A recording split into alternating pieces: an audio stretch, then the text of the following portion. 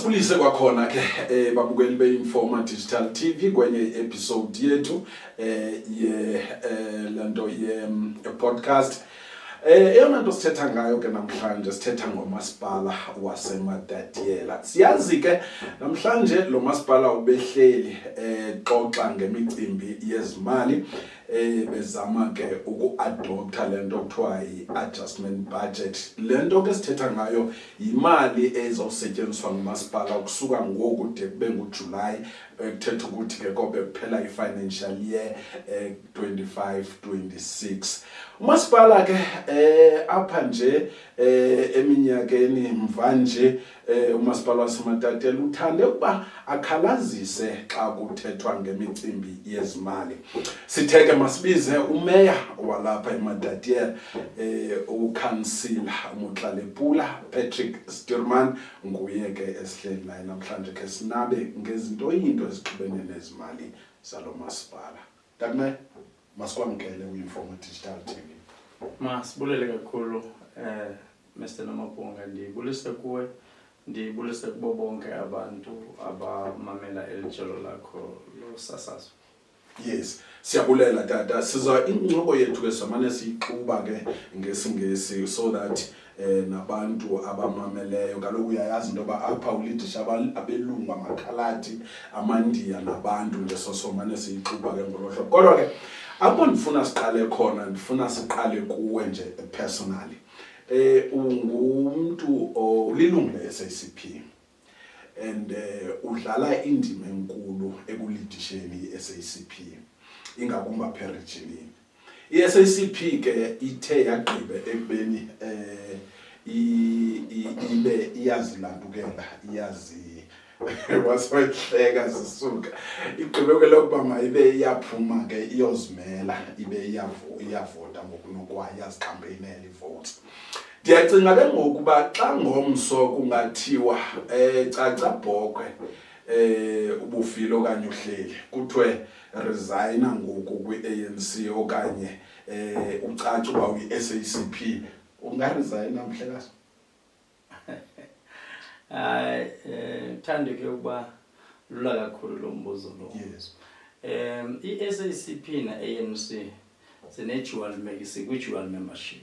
Kakade uzobe lilungu eligcweleyo le-SACP. Wawunyanzelekile ulilungu le-African National Congress. SACP was allowed to recruiter and the ANC. So akunawude kube nomuntu ongafikelela kwisigqibo esinjalo, and mase sifikile leso sigqibo siyabe kulungu ngalinye lokuthi na libona njani kulumba ukuresign ngolocala baya kwelinye icala. But ke ndicinga ukuthi ke kusathethathethwana mhlawumbe mayingafika lo xesha ndizawuzipha ithuba, but ongondi uthi secretary ndizaphethe ndiphethe nyani. Uphethe nyani uthi uyibona ke ngokunake xa sekufike lo xesha uba uyaresign okanye uresign and abantu bangancami sosikhundlanyana nje abangazincamela ezi zepati sithanda ubanzinyana so baphola abantu. All right ke masibuye ke size kumasipala ke meya ndiya ekubeni ke namhlanje benihleli njengangoku ni adopta i-budget of which I hope ni adoptile. Mhlawumbe ngakusicacisela ukuthi imalini i-budget enilandukile adoptileyo namhlanje neza ukuthi nihambe ngayo ukusukela ngoku de kube nguJuly, and zeziphi izinto enizawuzinika ingqwalasela nangakumbi kweli xesha. Ndiphinde ndibulele elithuba sinika lona Mr. Nomabonga kwelijelo lakho. But ndifuna ucacisa nje ukuthi le budget siya kuyo ebesiye kuyo namhlanje it's a budget adjustment elawulwa ngokomthetho ke olawulwa ubuhulumende sikubo.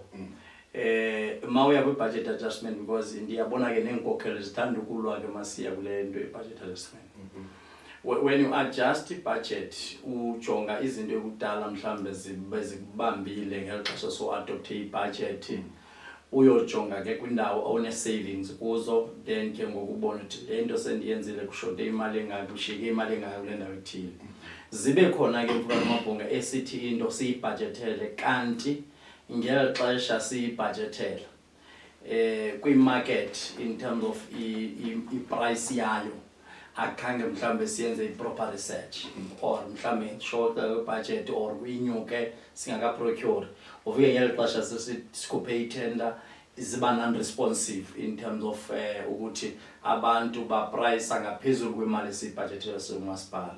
Those are the things ke uzijongayo maka kwi-budget adjustment, so which means you don't come with new projects but ungangena kwi-new project mhlambe kwindawo evele disaster engapho uqonda, then you come with those intervention of nekuzenzile. So namhlanje ke besijonga ke kulondo efana naleyo. So kwi-budget yethu ebesinayo kwiminyaka egqithileyo bawukhumbula abantu ukuthi sa-adopt i-budget ebipha kwa-700 and something million, but namhlanje si-adjustile i-budget yethu to 806.2 million. So ifika kanjani ke apho? Ifika apho besiku 775.3 million. So sawa ne-30 million esithenjiswayo ke kwi-department kwi-disaster inkundla. So u-disaster kuleli cala lendlela usithembise imali ke enjenge-30 million. So sanyanzeleka ke namhlanje because that money is gazetted for. So bezo adjustment ebesizenza ukuthi let's accommodate this 30 million ezawujongana nokwakhiwa ke kwendlela indlela ezilandelayo, but endingarhaleli ke ndiyenda skeptical mandiza kule interview because ngendlela uNdlunkulu ave sikuyakhathe ngayo akhathe abantu sebenethemba, abantu bathi buthetha to store ngalo uyafika, but ke nonetheless sizawuba nayo indlela eyapha eThlakanelo access road esizawuyenza ngo-8.2 million, sibe nayo isifolweni access road esizawenza ngo-5.3 million, sibe nayo indlela yaseMutsing access road ezawenza ngo-3.6 million, sibe nayo indlela yaseRholweni access road siyenze ngo-5.6 million, siyenze indlela yasesirhutlong ka budget ya 3.6 million, then ibe yiTshita Pehong nge-budget 3.5 million. Siyakula 30 million ke ngokuthi na immediately engena ngoku pha ku-March towards end of March zeziphi indlela esicinga ukuthi sizawuzenza ngalo mali. Yabona ke ubona msazali beningafuna uzikhankanye ngoba ndiyazi ukuthi abantu baphaya bazifuna kangakanani ezindlela abalali zezindlela. So if singathetha information engekiba ibe yinyani bangasenzakalisa, but sinyanzelekile sithi njengoba is-gazetted for masilungiselele, so then sithumele council resolution to say that nazi indlela esicinga ukuthi sizawucalucalele imali ngayo in terms of spending the money. So then enye ke into abantu bawukhumbula when you go to iward 16 eMkhisimpa ikhona iproject yamaphakathi pha eSlab, sifakile ke imali pha esiphuma pha ngaphakathi komasipala 1.2 million ezawuqhubezela landawo andisexolisa abantu bapha khange babhatala bayafana nabase-area city no contract of ngabhatala abantu yasiphatha kakubi lo, but sabe singenandlela yokwenza because the budget ngelo xesha yayiseyingekho iphelile for loo ndlela for last financial year. So we have adjusted low budget ukwazi ukuthi si-address ezo challenges facana nazo. Ezinye ke i-challenges they were internal, asonto ungazibona ukude when you talk about i-generator kwa-community services asonto ungazibona ke mawuphaka ukuthi, but ezibalulekile for abantu bakuthi we tried by zonke indlela ukuthi masenze sure ukuthi siyazi-addressa kakhulu. So zezo adjustment ke besizenza namhlanje, but ibhunga lambe kakuhle kakhulu and uphathisweni. There are many issues ke eziraiswa at a level of council. Councillors isiloko ke zibonakalisa ke, but factual things indeed, but into ezibalulekile that needs to be considered for. But we have got a limited budget. We have got a revenue base yethu incinci kakhulu. If ungachekisha iMatatiyela uchekishe indawo esikwazi ukuthi senze revenue kuzo, sithanda uba ncinci kakhulu. We rely more on allocation eziphuma kuNdlunkulu, then ezo by equitable share esithunyelwayo ibe i-MIG. When you talk about MIG, you can just imagine for amount 57 million. How can you address issues that challenge the infrastructure development in terms of roads in Matatiyela? It's very difficult. So imali encinci leyo. But abantu bakuthi ke basiloko besinyamazela time to time bahambisana nathi, ezinye sizenze with phases, ezinye sithethe nokontraka sibacenge. You'll recall ke ukuthi nale project uzomaluti Cedarville They were multi-year project, those one. Sithetha nabo ukuthi hey madoda nansi imali izawungena ngezavengers ngolu hlobo. Can you assist us siqhubeni ngolu hlobo then but basebenzisane nathi kakhulu. So siyazibulela even those strides ezenziwa is even service provider to say that we are able to push even ngexesha imali ngakafiki as long as sinesiqinisekiso sokuthi mayifikile nizawusiconsiderisha ukuthi umsebenzi uboqhubeleka nisithathe very serious. So siyazi appreciate as Alright ke sisaqhubha ke nawe Dadu Meya. Now ngikhalubuza Dadu Meya into kokubana xa uthatha over kulo masipala unethemba loba uthathe over umasipala o solid in terms of administration yakho, in terms of exco yakho, in terms of ukuranwa nje kamasipala. Do you think you've taken over a solid municipality and a team right in administration?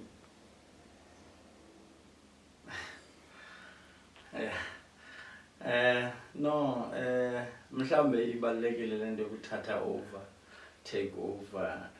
Ndizayiphendula ngohlobo ekubuza ngalo.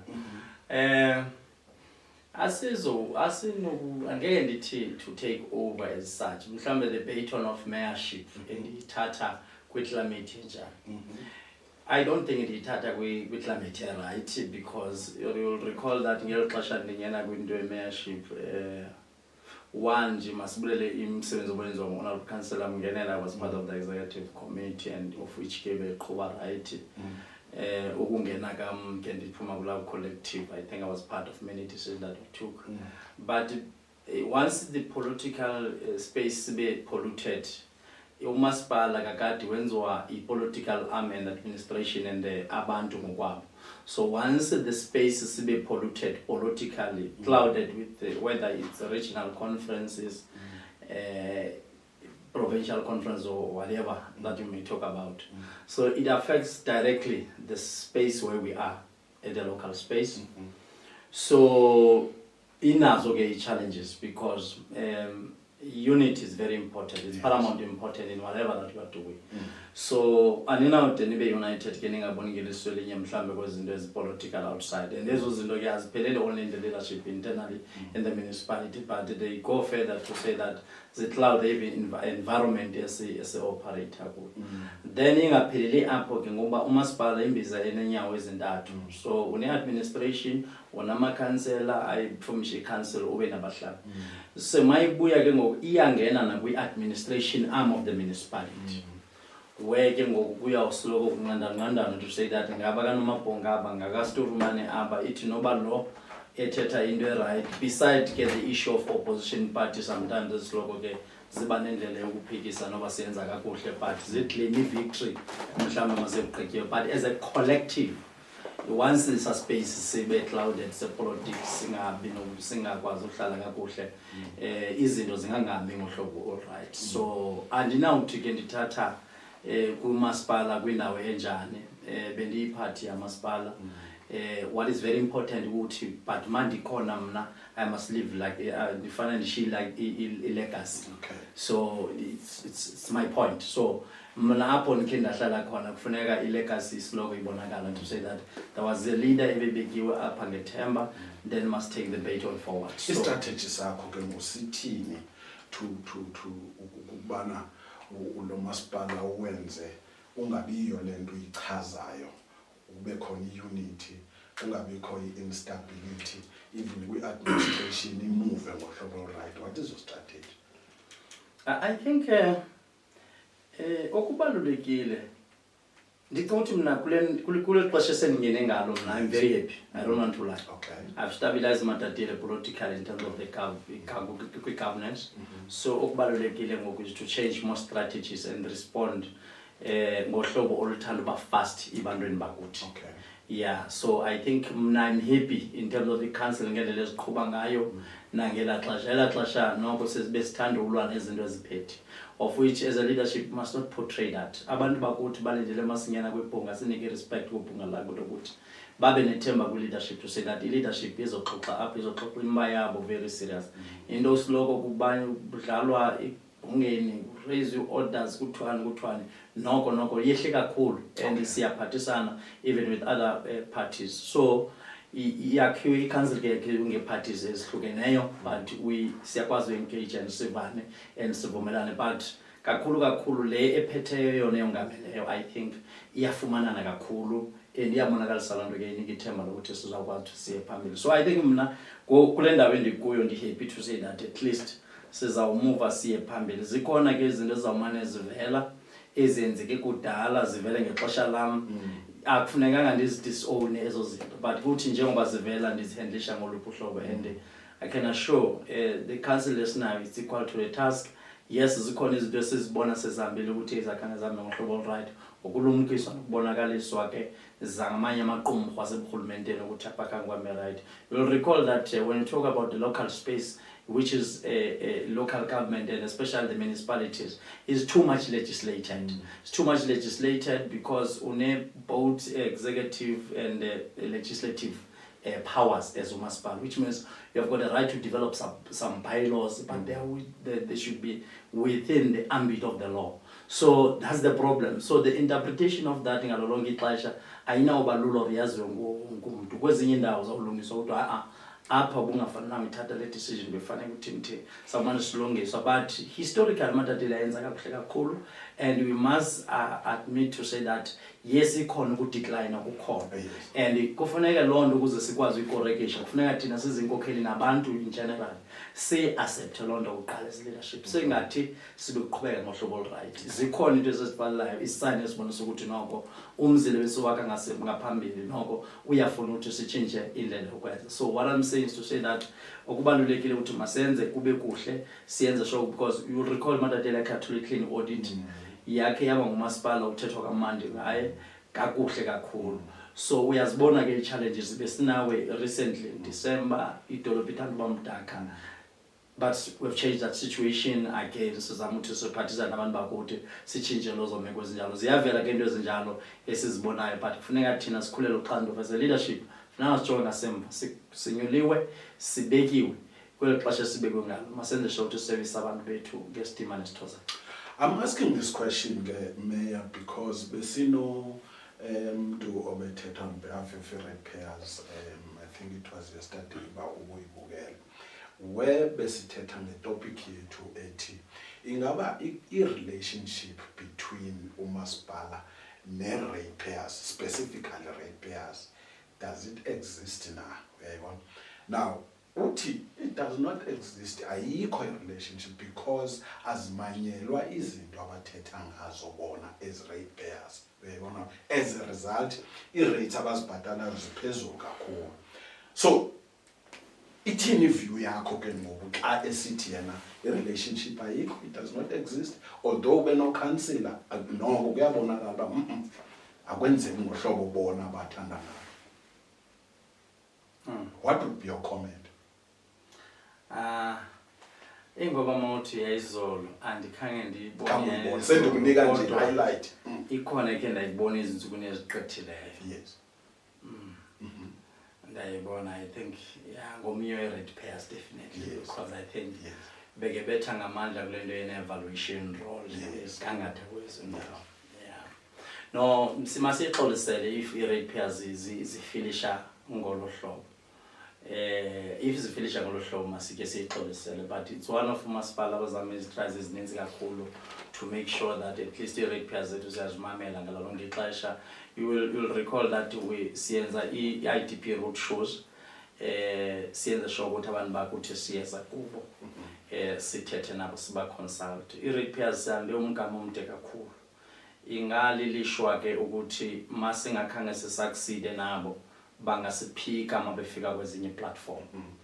Ratepayers sibethwa yinto ye-evaluation role, I think ke enye into ezawuchaphazela kule nto esixabanisayo, where i-property si-evaluatwa sine-evalua esifanele ngomthetho sibe nayo ngexesha elithizeni i-evaluative process kamasipala, property zonke ezingezantsi komasipala.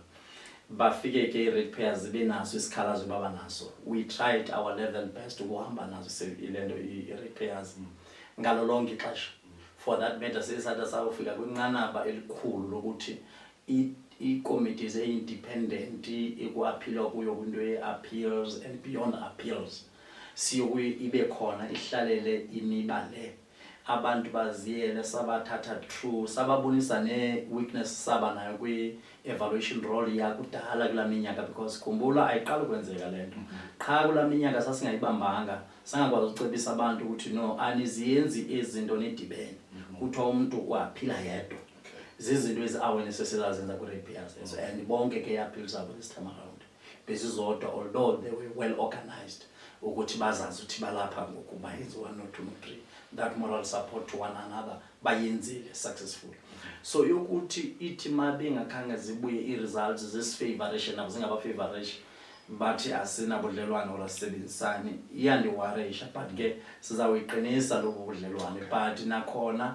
sizawuqinisa kuwo wonke umuntu asinawukhetha umuntu othetha ngcono or esingothetha ngcono e-repair zethu but I can assure you even i-repair yafaka into yathi kwindawo ethile kuhambe ngexesha right andiyibuzi kwagama ndiyenza sure ukuthi ndi-attenda loo nto immediately so kunendawo ezininzi abantu bakuthi nebudget eninzi thina singumasipala saMatatiele siyibeka apha edolophini ngenxa yokuthi sithi aba bantu babhatala i-raise fanele ngalo lonke ixesha senze sure ukuthi imicimbi yabo iya-attendwa mawungajonga ke mfana uMaphunga nezitrato ezininzi sazama uzitatsha apha etown although mawujonga esi strato esihamba ngapha mawunyuka phaa kule robot mawungena apha eMatatiele uthanda uba nee-potholes phaa mawunyuka usithi no we are planning to say that ezi potholes sithethe noSANRAL zezi project ke esithi thina ku-community project esizifunayo kuSANRAL asinawufocus esidavele kuphela senza sure ukuthi laa ndlela siyayitarisha nezinye iindlela esizibona apha phakathi edolophini and masenze indlela apha edolophini uba yintoni siyagijima ungayijonga la bridge ngase-Boston Park yes uyabona indlela esiyenza ne-speeding ngakhona because we respond to our repairs ngohlobo right so those are the things ke but ke saba nayo ke i-golf day apho bese-engaja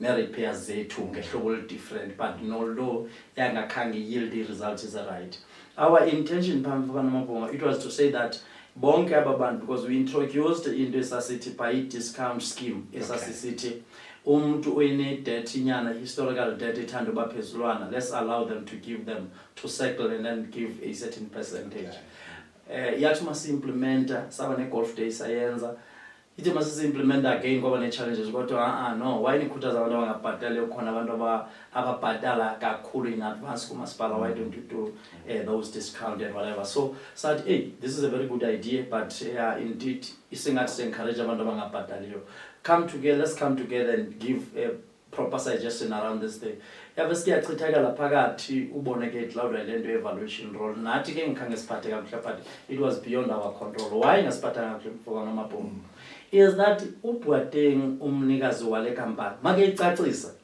hayi yabona la aywanhlula I don't want to lie ukubuza into eyi-1 uthi mase-evaluate atsho le method abazisebenzisayo zonke athi le property elapha nansi masipala ithengiswe ngemali engaka emva kwexesha elingaka so le property zonke ezi factors ziyangena kwezi property ezihlobana nale property ibe ingxaki ke ukuthi makufanele kubhatalwa i-rates ungayithandi iproperty yakho mayiba phezulu but mawuyithengisa uyibeke phezulu uyibona ke loo nto because the implication is that immediately zonke ezi-transfer ziyenzeka ziya apha kumasipala ekugqibeleni zezi factors ezifactorisha in ngeli xesha kwenziwa le nto evaluation then ke ngoku isixabanise nabahlali and abahlali sixabane nyhani because ke ngoku but bona mabeprice ngoku ungajonga indlu zalapha eMatatiele indlu zaseMatatiele mfokana Mabonga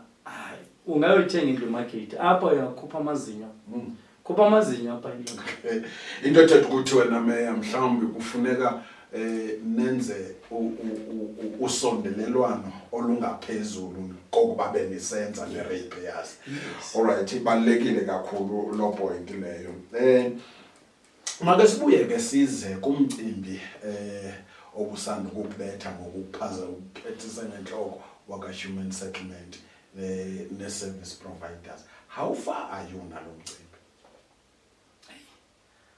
yeah ngaso sethu bari khoma mshado ndifundisa isizulu ka Sesotho ba re ke kgomo ya moshate wa e hapa molato wa e tloela molato. NgesiXhosa ndiyazi bangabiza ntoni but ke kuthiwa amaSotho masejadipu kuyo umfazi wenkosi noba umhayikile nethwa imvula urongo noba umshile nethwa imvula urongo kuye ngokuthi na unkosi lonto uye wayibona njani. Okay, exactly. Ifike ngenjani ke ngoku? Yes. So sisondela kulento into ezindlu mvuka namabhunga isifake engxakini somasipala seMakhaya. Isifake engxakini ngokuba ngokumthetho ngeconstitution yaseMzantsi Afrika amandla okwakhiwa kwezindlu akuNdlunkulu unational. Okay. Adelegate ke ngokwezo powers to province. I-province ke ngokuyisondela. Nanku thina sibona ukuthi i-province ingathi iyafeyila, i-projects zasematatele ziyacollapse, you recall yoMaritseng, yoMihlolane and other project I think namucaba bayenziwa ke ucaba bamove ngohlobo right. So siba nento ethi noma human settlement as much as ufaila if thina singumasipala singakhe siwuthathe lo msebenzi usiboleke amandla sinendlela ukuthi noko singaresponda kwezi challenges. So singena ku service level agreement no human settlement uyasigayida to say that ibane ne unit niqasha abantu kanje. You will recall the likes of umfolwase sidevelop waqashwa apha sesiqashe ukuphikwa kula position yakhe manager umfene. Yes, akumla xesha umfene exactly. Yes, we're guided to say that yazani 1 no 2 no 3 sizokwazi ukuthi sinimboleke amandla kwezinto. So we've been guided to say that okay procurani ngoku sa procure saqeba sathumela reports ukuthi nosiqebile ku procure nikezani contractors indlela ilento izindlu zisebenze siyenze lo yayibona. But kuyabonakala ukuthi noko kuthande singene ezantsi kwebhasi yakho sinyena ngolhlobo lokuba le mali esiprocure kalokho la msebenzi wona awusheki ukuthi unga human settlement asowethu somasipala. So thina ke ngoku njengoba sifuna ukuthi mabasinike sibe implementing agent but siyothwala a developer status because nje sifuna thina sifuna a developer status. Yonke sifunathi. And with this challenges banayo because ikhona existence ngeke sibalekele these contractors ziyafaka amaxwebhu sisecourt njengoba ndithetha nawe nangoku kungenile amanye amaxwebhu uyakhumbula ke sibhatale 1.9 million le owakusidumo wesifakele kuyo. So ziyalandela it's an existing problem esifuneka siphile nayo endirhalela kubantu bakuthi sicela bayehlisa umoya abantu bakuthi abantu balindele izindlu. And le meko esikuyo ngoku inobuzaza ngokuthi ezinye decisions esinokuzithatha sinokuba affecta negatively okwexeshana because kuyofuneka siwele wona lo mlambo because asinawukwazi ukuthi umasipala engenamali ngoku amanye ibhatala interest eziimpomozwa ezingabhilongi kuyo yabona lo irregular expenditure layo nje usayenza nje izawuclassify irregular expenditure engonafuneka sithi siqhubeleke nayo. So lamaxhoba salungena ngoku kukhona siye sacela kube namagqwetha amanye azawusumela pha but ke sabaletanyana kodwa sathi uthi siyaphikisa ngoku ingathi sibethwa siqambalele apha siqambaliswa ngabomu sithi no makhe sime kancinci siyozidefenda sithi siye court because ikhona into engathi sina legal stand esingama kuyo kwi-SLA kwi-department. You'll recall ke mfoka nomabhongo ngela xesha ubuthatha usidumo esisa phaya siye sodwa. This time around we are involving ilento third party ke ngoku to say that come human settlement because this is a responsibility. So we are filing on our side to say that court ngoku masiyongena no human settlement because ngombaka human settlement lo esibethelwa siqhuba kakuhle kwethu noba singekho 100% but lo nesubethelwa ngokwa human settlement. So sikulomba onjalo ke ngoku qha into esifuna ukuyitsho ukuthi siyaqhuba legal siyathetha legally ngamagqwetha izawuba zindleko kumasipala ke lonto uzibhatalela amagqwetha enye indleko kodwa ke siyaqhuba. But at the same time asiyekanga i-IGR processes in terms of how the organizations zifanele zisebenze ziphathisene noburhulumente obuphezulu nophakathi nobusezantsi siyaziqhuba ezo IGR processes yielda i-results ezingconywana ke zokuthi bayacommita i-10 million to say that they're going to give us 10 million probably between March and April. So then ke ngoku sithi ke ngoku service provider okay makungagijimwa kakhulu esite ngoku makhe kubhatala izikweleti ezenekweletwa zo so ke zibiziwe ke service provider kwahlala nazo phansi kwavunyelwana ngendlela abanokuthi babhatalwe ngabo the payment plan and the payment schedules. So 2 service providers, which I will not mention them, they are not happy. They said that they're still going to consult. Okay. And then one company did agree to say that, okay, send the final document in terms of obligations. Okay. So we are in that process. What I want to say is to say that we are engaging legally, but we don't say that this matter is sub judice uphelele. We are saying IGR also asikachuthi singangayeka nje into engage MEC ministers around this issue. We still proceed with that, and then ile ngathi yield result ezingcono, then ke ngoku nabo ke ngoku service provider one on one siyathethisana nazo. Yeka ke ngoba ndiye nadibana notata Sidumo phasi siye kwinto golf day phandi gijima pha. So sijonga because umuntu akasasebenza kakuhle naye kakhulu into zolimo. So ekugqibeleni ndithatha njengonyana wakhe mos. Yeah, ndisivana kanjalo. Okay. Yeah, it's my father, and then when makenibona also. So we had to share this thing informal. But in lemazile into yenzile yabo sixoxa nje just informal. Because I was holding a view to say that if masipala bekebone une gap ku SLA benokuthi kungabethwa yena ncakasana because akukho nomuntu ongayazi ukuthi into kwakhiwa kwezinto it's a human settlement responsibility. And le nto besiyenza thina besiyenza in the best interest yabantu basematatiyeni singayazi ukuthi izawubuya ngolhlobo sengathi ke unokontraka mayingwasematatiyeni benoba novelwano nathi asithi chuka kuhle athi madoda ilwane but ke naye wayiraise yakhe indoda Sturman nam into endicaphukiza ngani ingoba nifuna uthatha human settlement imise court ndithake losiqali apha sifuna siqale sithi IGR process ndingagxothwa namazimeya besike kuthiwa ndikibizele umnye urhulumente ecourt ndingakhange ndilandele i-processes internal to the latter. So those are the issues, but nonetheless sicela abantu basematatele bazole basiphi ithuba. We are aware that zikhona ilento i-project eziqhuba kakuhle kakhulu,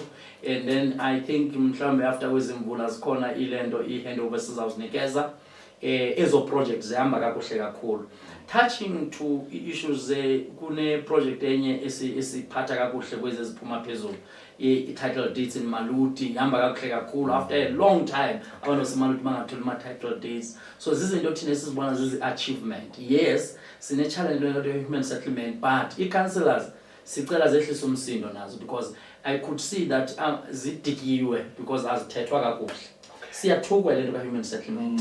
Siyathukwa kakhulu and singathi sesifuna uyeka. No, masibuild i-case to say that human settlement sinikeza a developer status more than to say that sithi siyayeka into ezinto. So into eniyidimandayo? No, masicele ngokusithi siyayidimanda into ukuthi masinikwe i-developer status because if singanikwa i-developer status imali izogazethwa ingene straight kumasipala. Njengoba ndithetha nge-30 million ngoku le human settlement osgranta athi siyaninika i-developer status athi mhlawumbe i-project ezintathu nizawuzenziwa nini directly ezinye sizenzele singu-human settlement. Then ke ngoku thina sizawu-appointa i-contractors kwi-budget ikhona kumasipala.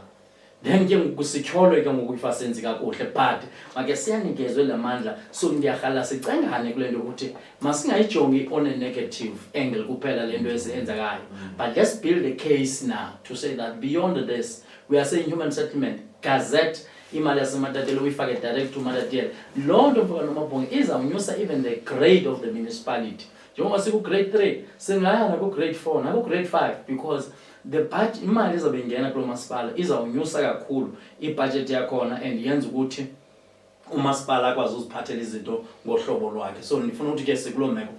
Alright, mbukeli ke uhleli naye udada umeya uSturman walapha eMatatele. Kwakho ke ungamane usubscribe ushare ke ungalibali wethu usinika lo manani apha ku YouTube sipasiphethe lo mcimbi wakwamasipala. Masibuye dada ke size komnye umcimbi we-strat plan. I-strat plan into ebalulekileyo kakhulu and esemthethweni. But Nina, you always go bamba i-strat plan kwindawo ekhalazi sabantu eDurban eMhlanga. Why umasipala wethu esoloko esiya kweza ndawo xa eyokwenza i-strat plan? uyazi uqala kakuhle mawuthi waye umasipala esiloko esiya kulanda, which means akufunekanga sihambe ngesiqhelo esiloko ndiyimamela ngohlobo ebekana, because I have just checked ndabona ukuthi I think 2008 masiqala i-strat plan estuary, it was in KZN, ukuqhubeleka kwethu njalo njalo. No, I think Mfumana Mabonga, it's not that i-venue ifana nalesikuyo ngoku. You choose the venue efanele le ndawo yalento ocinga ukuthi mhlawumbe ibalulekile ukuthi uyenze, but ngeke sibe buhulumende obungaviyo. Upremier uye wasithumela ileta masiye kwi-strat plan ekhankanya loo nto, kwasho ukuthi but ama-logistic besekenziwe, kwasho ukuthi andinakwazi ukukhanselisha zonke ezo zinto besezenziwe. Yeah, but mase siphake ndicacisa kwi-members e-council sithethe, siyazenzela nje our own assessment to say that zikhona izinto ongafunekanga uzijonge on a face value, kufuneka ezinye izinto ke ngoku ube realistic mawuzijonga uze ne-facts.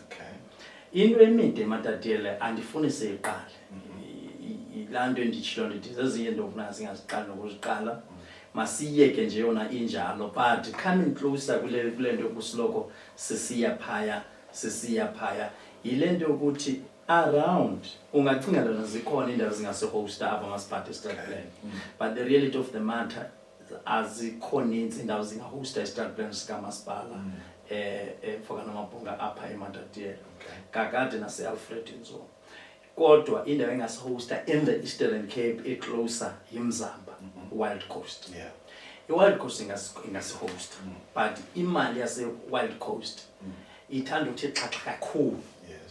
Yabona ke zikhona izinto endithi Mfumana Mabonga, sucingela ukuthi is cheaper ukulala eMatatiyela kungaduru ukulala eKokstad.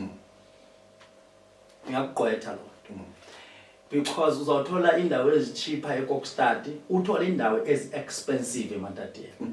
So okubalulekile is to check i-value for money kuyo yonke into yenzayo.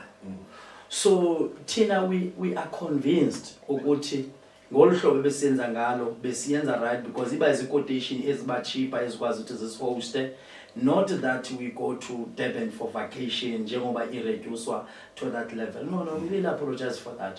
But awukwazi ubambela i-strat plan nendlela ke nibeke ngayo phaa Mfumana Mabonga nithi sithe sibaleka abantu bangasidisturb. I-distortion of a real information efana sisherishe nabantu bakuthi.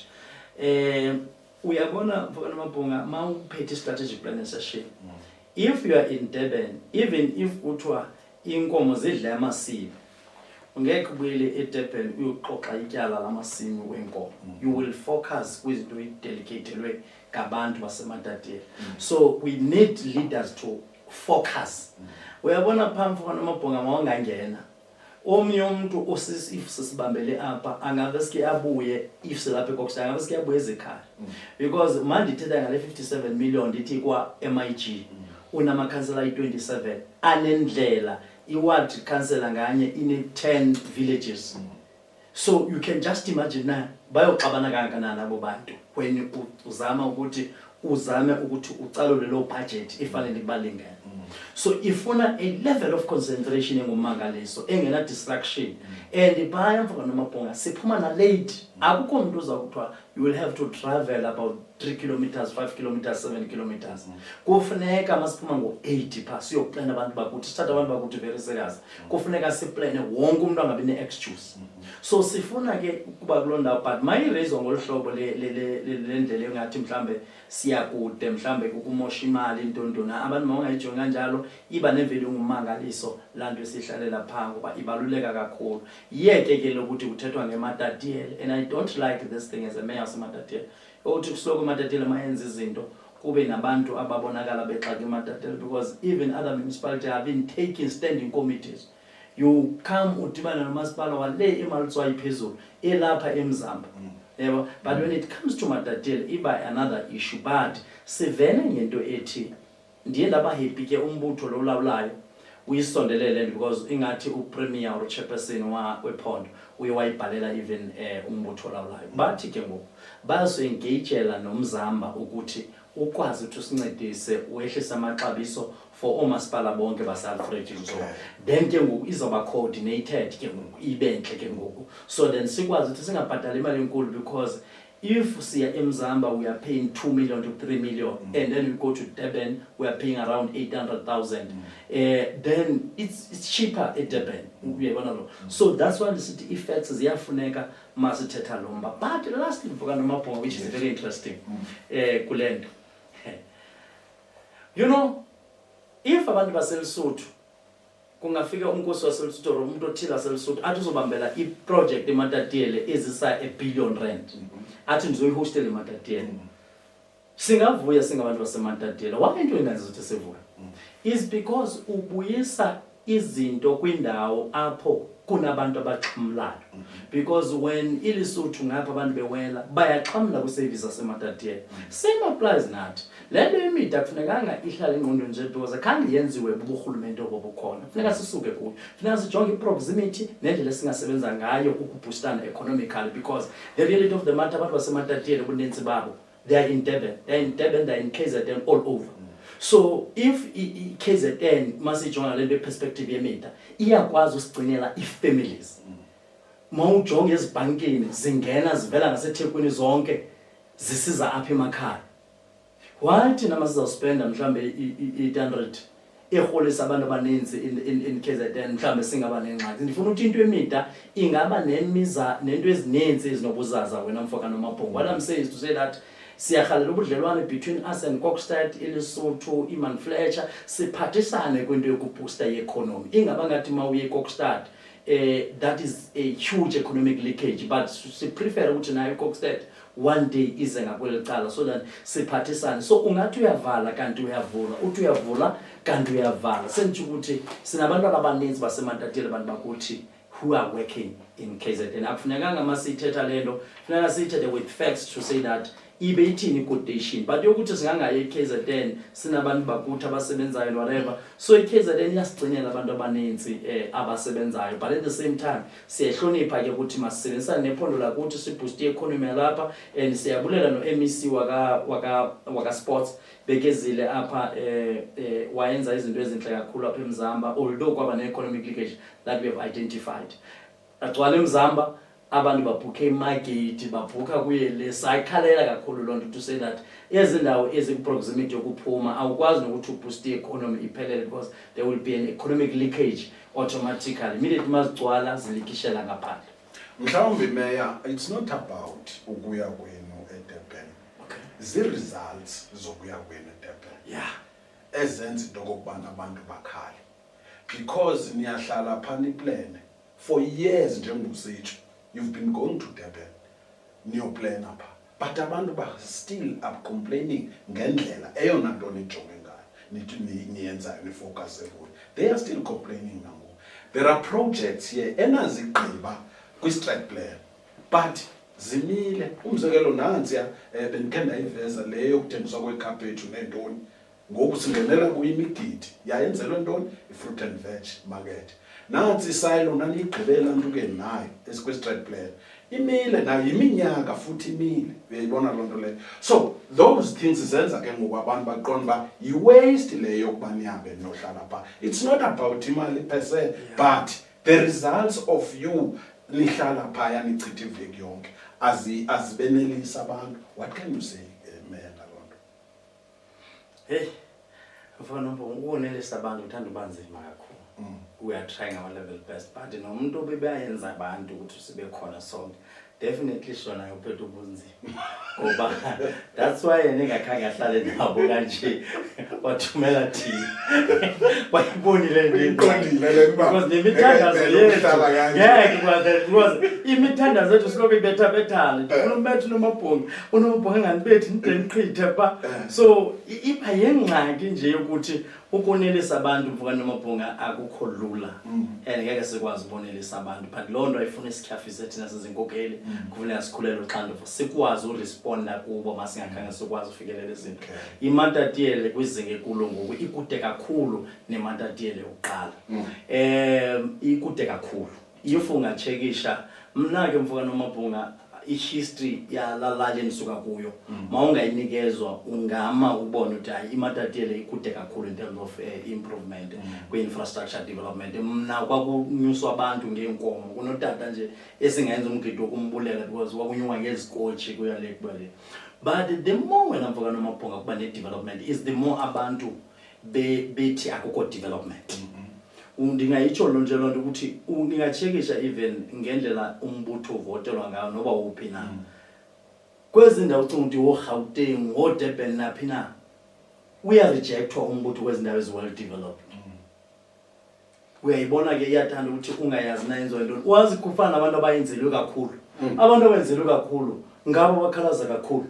Ngabo bakhalaza kakhulu. Andinawukuta names but ufika umuntu exhamla kwicala le-farming millions where you can khupha into ufika ukuthi but makethela ngeservice kamasipala athethe ngathi ngumuntu angakhange ancediswe ngurhulumente naphina. Yebo ithanda ukugqwetha ke lento ukuthi hayi man ithi mawufika kwabantu abangakhange bayenzelwe into ufike be loyal be appreciate even igesi le efika kubo nerhase bayi appreciate abantu bayiqhwabela. So ikhona indlela abantu bakuthi ekufuneka sibafundise uku appreciate izinto ngakhona. Ezi strat plans siya kuzo Mfokana Mabhonga yield a very big results. They respond positively. Wabona khona if khange sibe ne strategic planning session we'll never discuss as infrastructure development that you see from Cedarville to Matad to talk about Qacha because it's where we call all this department and it's strong to say that upper spatika kuhle. And once as changes ziba khona mhlambe nathi sitsho kancane mazenzeke abantu bayenzeke ukuthi bathi ziyenzeke automatically. Uyabona ke Mfokana Mabhonga ilula lento abanqeni abantu ukuthi basigxothe masigqibozisa no contract ethi mayigqibo yenza indlela. But yo kwavela umfocus bani yo akasincedanga kangaka bathi igama no contractor lo beqashwa sithi uve ukuthi hayi umasipala simfuni apha sifuna no contractor wethu ngokabani ukontractor wethu but bayayazi ukuthi mayixengile bathi hey bapho uSturumane nobani uve sikuxakeke papa sikuthi hayi umasipala kana uthetha apha sizibizele no contractor wethu wena ngoku so but masixengile bayazi ukuthi ngokamasipala. So those are the issues esidibana nazo but umasipala seMatatiele wenzele ikhulu Mfokana Mabhonga. I think we're going to bring that the report mos umasipala usiloko enza i-state of the municipality address izinto abantu ba-atteste kuzo to say that sihambe kangakanani kufana nezinto ongaboni senza kakuhle like yona the issues zemigwaqo ubone ngathi asenzi kakuhle. I-issue esingathetha ngayo yinto equality to say that zehlala ixesha elingakanani. Ingxaki yaseMatatiele igravel yakhona iyakhukhuleka time to time.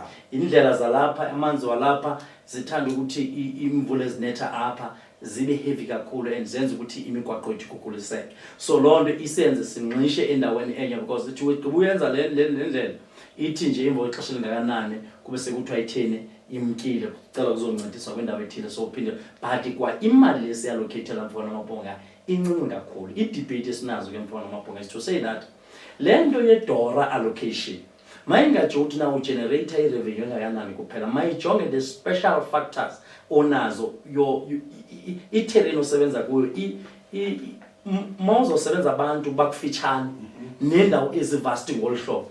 How do you expect umasipala ofana noMatatiele aveske service delivery kubo bonke abantu nge-57 million uphinde ube nezindawo ezimetros zithatha ngama-billions of budgets but mawujonga zikufitshane ziqokelelene ngolu hlobo so which means impact yakuzobonakala ngamandla kakhulu. So nezindlela kahle kahle bekungafanele senze indlela ezipha more than 5 kilometers ezomasipala. We are doing access road but indlela esifuna sisibona sizenza ngokusenza indlela ezinkulu ngolona hlobo zithatha a very big chunk to our budget. So those are the issues but Mfokana Mabhonga you can go to Cedarville, you can go to Matatiele internally, you can go to Maludi. You're going to see ukuthi there's a huge differences on umasipala ukuthi kwezindawo although abantu ke abantu basiloko bethi siyakhalaza and mawufika nyani Mfokana Mabhonga nawe ufika ubonke banyanzelekile ukukhalaza. Ithi mawufika ufumana ukuthi nyanyani apha sike safika 3 years ago but ngoku ingathi akhange sifike ngenxa yemeko entoni ye-climate change nemvula ezithanda ukuba nomehluko kakhulu apha eMatatiele. So lilonke that mayor i-strategic planning nisazophuma ngaphandle nisazoqhubeleka. ingxaki ngoba andikho sure ngoba abana bazobuya noba besiya pha noba besingaqhelanga ukuya ingathi if besiqhela usibhatala amatatiyela esi sona besinyanzelekile siye eThekwini ngoba sizokugqibela so asikho sure but ikhansile ezayo sinemnqweno ukuthi mayithathele kule eseyikhona ikhansile kukhona lo mpoposho ukuthi masijonge lento ye-strat plan sisondeze kufitshane so izathi uma befika bayijonge but mabayithathe kule nto ethi makuthethwe nomzamba sibone yasondele if iyasondela emapricini kusetyenziswe yona but sibe neplan yokubuilda ii-facilities locally ezizawenza ukuthi siphathe lento ze-strat plan kufitshane ndiza kuhlebela nje ngoba nguwe ke Mfukana Mabhonga ikhona into esithethayo yemall lapha eMatatiyeni mhlawumbe noba kwiziveke ezayo ngayibona ne-advert siphinde siphesiwa laa nto yemall because once sibe nazo ezakhiwo ezinkulu ezikwazi ukuhosta locally sizawukwazi ukuthi nathi sibe andithi sizawubambela eMatatiyeni undive kakhulu sizawuba nayo ukutshintshelana ngezi economic spins off because nathi sizawube sesinenayo indawo but Mfukana Mabhonga I can assure you a lot of money sisavile ukuthi izinto ezininzi kulo masipala sizibambela internally la masipala akhiweyo phayana i-boardroom yakhona icelwa nezinye departments zibambela pha and masibambela phaya ke sikubanjelwa nje akubhatalwa kubanjelwa nje siyakho ubudlelwane so there's a lot of savings esizenzileyo so masiphumile bangakhali kakhulu abantu besiphuma nangezi standing committees because asingenazindawo ngoku kaloku ukuzaphe eRoyal uzobhuka up usaphumile nalapho because awungena mahala uyabhatala but ngoku zonke ezo zinto sikwazi uziqokelela ezininzi sizibambele phi sizibambele ngaphakathi komasipala sinendawo ezininzi zokubambela intlanganiso ezihlukahlukileyo so ixesha elininzi masiqhuba apha phakathi konyaka bayabona abantu siqhubela internally even your awards esizenzayo ezicala uzenza yokhanyana leli awards uyazibona masizenza lapha ibaleni ukuthi sizifumanele itent sihlale pha yonke into zama ukuthi siyenze internal there are a lot of services esizenzayo Mfukana Mabhonga kulento yene accommodation and travels that's a lot that we have made ukuthi sikwazi ukuthi ngaphandle kwe-strat plan esisithi nathi outing all right ke siya ekugqibeleni ngemeya eyona nto ndihlala uyazi ke ngoku ngumcimbi we-indigent support i-indigent support kulapho ke kusupportwa abantu ngombane ngamanzi awungumntu wamanzi ke wena umuntu wombane ezilalini ke siye sibone kusisiwa izinto ze-gas kwakade kusiwa nesolar ke before kunento ke apha endihlala ukuyiva kuwe ecaba iklingile ngoku le nto ayisahambi ngohlobo efanele ihamba ngalo yokuba kusiwe igas ebantwini uyayibona ingaba kwenzeka ntoni neya apha i-contract umuntu kudala wayifumana ngokufanele adelive nje qha kuphela ubanjwe intoni umuntu wamadelive bendise what 16 kwathi yakho abantu they raised this issue so kwenzeka ntoni takumele akhe soniphendula ukuthi ngifuna ukwazi na uve ngabani so no I think makhe sisondelele and siqale sixolise nakubantu bakuthi abantu bakuthi bayaziclaima i-service ezinhle ezenziwa ngumasipala because siyaziwa ngezi services and sasithanda uzimasterisha kakhulu ndiyarhalela ke uyibone ke Mfukana Mabhonga to say that we can strategize as a strategic planning session we bring these things siqashe service providers but i-performance ye-service providers it talks directly to us now nge-implications zokuthi ingakwazi uresponda kweza not that thina sistrategizanga asappointanga siappointile siqhubile yiyo ke enye ye-cases ongazibona ke because uyitsho kamnandi ukuthi u-service provider wappointiwe but ngoku ixingephi ngokwinto ye-deliveries yabona so no I think Mfukana Mabhonga masitsho nje ukuthi sizawuqhubeleka ne-free basic service delivery lesiyenzayo ilena kakhulu ikule ndawo yegas ke Mfukana Mabhonga njengoba irhasi le igas nezitofu yiyo le isaffecteke negative but kwi-subsidies ezenkunkuma zokuthuthwa kwenkunkuma i-refuse and electricity around ezi areas abantu abarejistarishe kwi-indigent abafumana 50 kilowatts ezifree njalo bona noko bayabenefita but ezizichaphazela negative ile irhasi nezitofu ubani longadayenzela ngu-service provider ya andifuna ukuya apho but uyandiyisa ndizawufika apha siqashe u-service provider kufanele uyadeliverisha beneficiaries ziyenziwa sithi singumasipala simnikeze sona but kuyabonakala ke u-service provider bekehamba notshomi wakhe as a service provider ungandibuzi na izinjani ke lona yes kuyabonakala ke kuyaxatyanwa apha notshomi kuyaxatyanwa nokontraka ababini bayaxabana ngoku omnye ufike unomabhunga noSturman kwi-tender document bebefaka bafake ingumntu omnye ukuncedisana bedibene then ke ngoku mase be-appointiwe ke ngoku njengoba befanele bayadeliverisha emails ziphuma kumasipala zibanikeza ukuthi mabadeliverishe kuye omnye ubhala i-email ukuthi unqande ukuthi sonto sobhalela ubani omnye uthi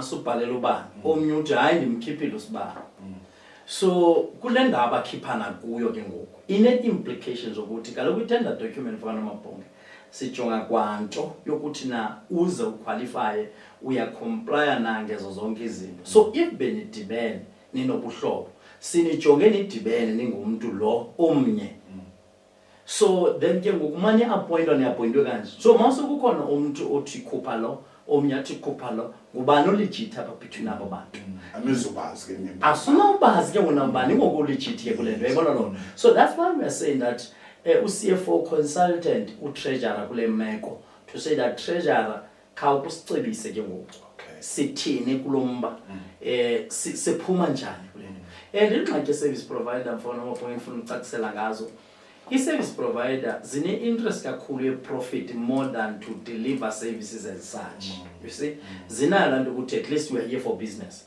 so azivumi ukuvuma eli so once u-appoint i-service provider yazi ukuthi usezawuliwa and usezawuma ndiyakwenzela umzekelo nje you can talk about issues of security sisahamba nge-irregular expenditure uyabona msinga ambe ngohlobo olurat singafolishanga a-proper supply chain processes yebo so uyayibona loo nto ukuthi mabelwa nowadina sesikhale ukuthi imali madoda singanilamla kanjani asikwazi ukungena kulo mhlaba because bona mabelwa balwanyane and loo nto ibambe-service delivery ndithi ifuna ukuthi kuza kwinto ethi asikwazi uqasha enye i-service provider ideliverishe ikhona le because bona njengoba bebambene abasena-interest yokuthi nabantu basafarisha ukuthi bathini bona ngoku omnye uthi lo akanawuthola umsebenzi ngam sibabini kule nto lo uthi nomnye ndikhona nam so yiloo nto sifuna ukuthi ke ngoku kahle kahle ngubani ke ngoku lo ofanele abe legit because bebengene beyi-entity eyi-1 ngokudibana kwabo so ba-appointwa so ngoma besebexabana kanje i-emails kunqandwa so sisafuna i-advice ke but sixolise kubantu bakuthi ukuthi babonakale kudileka kule nto yegesi ngenxa ye-service provider sizayisolva le meko enye into yokugqibela endingayitsho mfukana nomabhunga sesihambe kakhulu ngento yombane yasethusa ke mfana nomabhunga lento kusiloko kuvela abantu berhasi begesi yabona ukuthi na why kusekhona imeko zegesi apha nayo ke mfana nomabhunga njengoba ngingena ofisini zezinto endifuna uzizondelela because asinawukwazi ukuthi kunombane sibe kukho into sininto i-alternative before kufika umbane uqhubeleke wena usafuna la alternative mayisiloko irefilwa noko asiyonto le-right yokuthi service abantu bakho so sikuloo nto ke alright okugqibela ke ngokhawukuphefumule sibona kungena ii-hawks apha kwii-offices zakho umasipala bengayazi le nto wothukile ukubona sekungenile ntuka ii-hawks okanye mhlawumbe was there any internal investigation ebisenzeka ngokuva ngempukane ezihlaza uba yeyi kukhona into eyenzekayo pha ezilayisensini hey lo mamudipa ngathi uyavulwa apha uyingxaki because sasiyazi thina ukuthi wamamudipa ukuthi wamanzi wenthatha ilicense ngakwazi uqhuba uthathe kwamamudipa